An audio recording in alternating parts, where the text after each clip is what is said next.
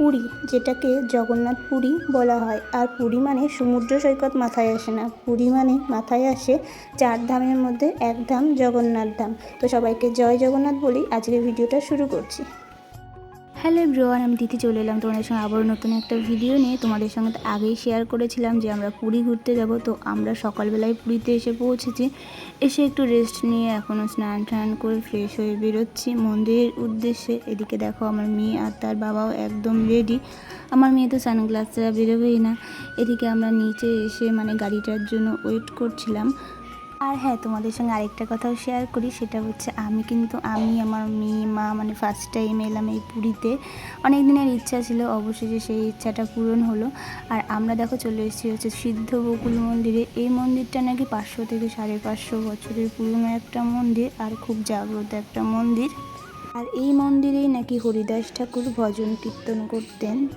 তোমরা যে এই যে বকুল গাছটা দেখতে পাচ্ছ, এটা নাকি স্বয়ং মহাপ্রভু লাগিয়েছিল। আর এই বকুল গাছের নিচে বসেই নাকি তিনি হরিনাম জপ করতেন। তিনি নাকি প্রত্যেক দিন 3.5 লক্ষ বার হরিনাম জপ করতেন। আর এই হরিনাম জপ করতে নাকি তার সময় লাগতো হচ্ছে 18 ঘন্টা। আর এদিকে দেখো এই মন্দিরটার ভেতরটা না খুব সুন্দর, আর এসে না আমার ভীষণ ভালো লেগেছে। আর তোমাদের সঙ্গে সব তো আর ভিডিওতে আমি শেয়ার করতে পারিনি, সব জায়গায় ক্যামেরা অ্যালাউ ছিল না, তবে যেটুকু পেরেছি এটুকুই শেয়ার করছি তোমাদের সঙ্গে। তো আমাদের তো এই মন্দিরটা দর্শন করা হয়ে গিয়েছে, এখন আমরা চলে যাব জগন্নাথ মন্দিরে। আর এদিকে দেখো, যখনই আমাদের কোথাও ঘুরতে আসার প্ল্যান হয় আমার মেয়ের মাথার চুল থাকে না। হঠাৎ করে পুরী আসার প্ল্যান হয়েছে, আগে থেকে যদি প্ল্যান হতো তাহলে আমার মেয়ের মাথার চুলটা আর কাটতাম না। তো যাই হোক, এখন আমরা চলে যাব জগন্নাথ মন্দিরে। আর এই মন্দিরটা থেকে কিন্তু জগন্নাথ মন্দিরে যেতে খুব একটা বেশি সময় লাগে না, ওই 10 থেকে 15 মিনিটের মতো সময় লাগে। তারপরে দেখো আমরা চলে এসেছিলাম হচ্ছে জগন্নাথ মন্দিরে। আর আমরা কিন্তু রাস্তার এপারটায় দাঁড়িয়েছিলাম। আর তোমরা তো সবাই জানো যে আমি 7 মাসের প্রেগনেন্সি নিয়েও কিন্তু জগন্নাথ মন্দির দর্শন করতে এসেছি, কারণ আমার অনেক দিনের ইচ্ছা ছিল জগন্নাথ মন্দিরটা দর্শন করব, কিন্তু সেটা আর হচ্ছিল না। তো যাই হোক, অবশেষে হলো। আর এদিকে দেখো রাস্তার এপারে হনুমানগুলো কীভাবে ছিল আর কতটা ছোট ছোট। তো যাই হোক, এখন আমরা মন্দিরের ওই দিকটায় যাব। আর মনে কিন্তু অনেকটা সাহস নিয়ে এসেছি এই মন্দির দর্শন করতে, তোমরা বুঝতেই পারছো। তো যাই হোক, আমরা যেই টাইমটায় গিয়েছিলাম ওই টাইমটাতে রথ ছিল, উল্টো রথের একটু আগে আগে আমরা গিয়েছিলাম। তখন হচ্ছে জগন্নাথ দেব হচ্ছে তার মাসির বাড়িতে ছিল, যার জন্য এই জগন্নাথ মন্দিরটা একটু ভিড়টা কম ছিল। তো যাই হোক, এখন আমরা মন্দিরটা ভেতরে গিয়ে দর্শন করব। মন্দিরের ভেতরটায় যেহেতু ফোনটা রেখে যেতে হচ্ছিলো, যার জন্য আর ভেতরের ভিডিওগুলো করতে পারিনি। তো যাই হোক, আমরা কিন্তু মন্দিরের ভেতরটায় খুব ভালোভাবে ঘুরে আসতে পেরেছি। আর যেহেতু জগন্নাথ দেব তার মাসির বাড়িতে ছিল তখন সেই জন্য আর এই মন্দিরটায় তখন পুজো দেওয়ার সিস্টেমটা ছিল না। তো যাই হোক, আমরা ভালো ঘুরে আসতে পেরেছি।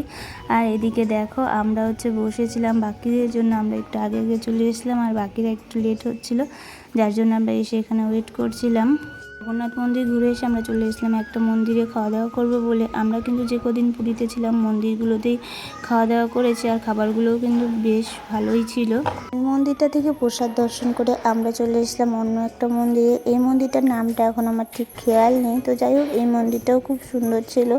আর এই মন্দিরটাতে আমরা বেশি সময় থাকিনি, কারণ আমার মেয়ে আবার ঘুম চলে এসেছিলো, যার জন্য আমরা একটু সময় থেকেই চলে এসেছিলাম হোটেলে। এসে একটু রেস্ট নিয়ে চলে যাচ্ছিলাম হচ্ছে বিচের দিকে সন্ধ্যার পরে।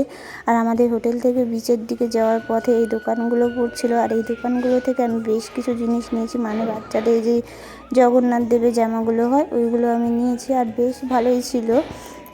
আর সমুদ্রে ঘুরতে এসে আর সন্ধ্যার পরে একটু সমুদ্রের পাড়ে এসে বসবো না, সেটা কি হয়? তো দেখো, আমরা চলে এসেছি একটু সমুদ্রের পাড়ে বসবো বলে। আর এদিকে দেখো মেয়ে আর তার বাবার ঢং। তো যাই হোক, তোমাদের সঙ্গে কালকে একটা জিনিস শেয়ার করবো, মেয়ে আর তার বাবা কেমন স্নান করলো সমুদ্রে, তোমাদেরকে আর কি বলবো। আর তোমাদের আমার পুরী ব্লগগুলো কেমন লাগলো সেটা কিন্তু অবশ্যই কমেন্ট করে জানিও। আর ভালো লাগলে অবশ্যই ভিডিওতে একটা লাইক কমেন্ট করে পাশে থেকো, আর আমার চ্যানেলটাকে সাবস্ক্রাইব করে দিও। আর এদিকে দেখো চলে এসেছিলাম শঙ্খ কিনতে, আর এখান থেকে আমি কিন্তু 2টো শঙ্খ নিয়েছি আর এক জোড়া শাঁখা নিয়েছি। আর এই নাগরদোলাতে তোমরা কে কে উঠেছো সেটা কিন্তু আমাকে জানিও অবশ্যই। আমার তো দেখেই ভীষণ ভয় লাগে, জানি না মানুষ কি করে ওঠে এটাতে, আমার তো ভীষণ ভয় লাগে। তো যাই হোক, আজকের ভিডিওটা এই পর্যন্তই। যদি কিছু ভালো লেগে থাকে তাহলে অবশ্যই আমার পাশে থেকো।